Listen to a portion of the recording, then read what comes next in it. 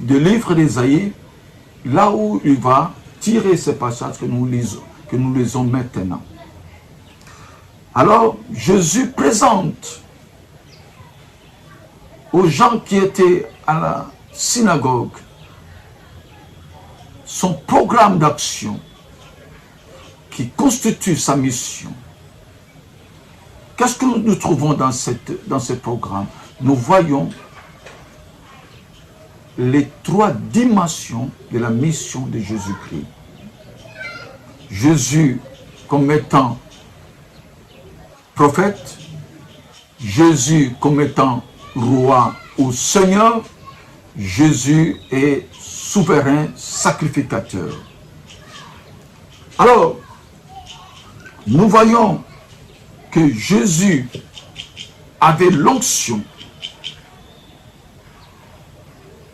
prophétique, l'onction royale et l'onction sacerdotale.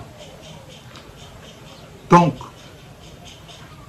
pour la mission prophétique,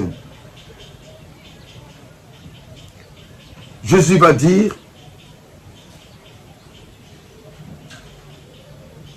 je suis là pour porter la bonne nouvelle aux pauvres. Pour porter la bonne nouvelle aux pauvres. La mission prophétique. La bonne nouvelle est claire.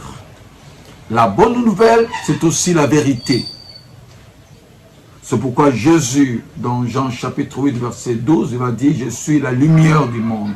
La lumière comme étant le prophète, celui qui apporte la vérité, celui qui apporte la lumière à la société, celui qui dénonce le mal de la société, l'injustice, la corruption de la société.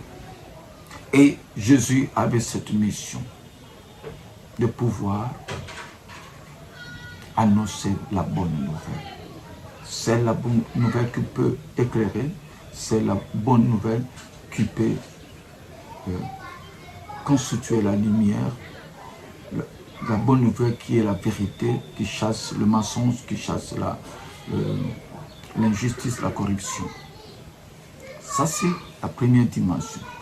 La deuxième dimension, Jésus, toujours dans ces passages, va dire: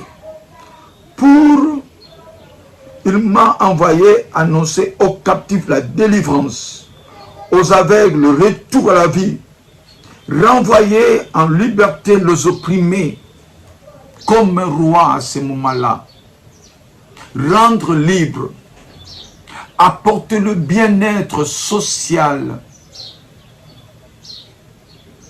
Vous voyez, parce que il vient annoncer la délivrance, libérer les captifs, libérer les opprimés, ceux qui étaient sous la domination du diable, sous la domination des hommes méchants, doivent être libres.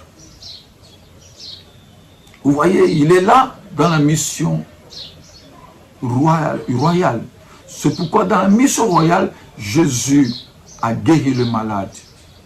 Jésus a chassé les démons. Jésus a fait la multiplication de pain. Pourquoi? Pour que les hommes et les femmes aient la liberté, qu'ils aient un bien-être. Et enfin, Jésus vient dans la mission sacerdotale. Il est souverain sacrificateur et il est également le sacrifice pour réconcilier les hommes avec Dieu. Pour avoir un peuple qui va adorer le Seigneur, le sacrificateur, le médiateur, le prêtre, a la tâche de pouvoir relier le peuple et Dieu. Et que le peuple se réconcilie avec Dieu. C'est par son sacrifice. Jean-Baptiste va présenter Jésus au monde comme l'agneau de Dieu. Voici l'agneau de Dieu qui ôte le péché. Voyez, le péché sépare l'homme de Dieu. Et Jésus vient pour ôter le péché afin que l'homme soit réconcilié avec Dieu. Jésus vient pour faire des sacrificateurs pour que Dieu soit adoré et loué. C'est pourquoi il a dit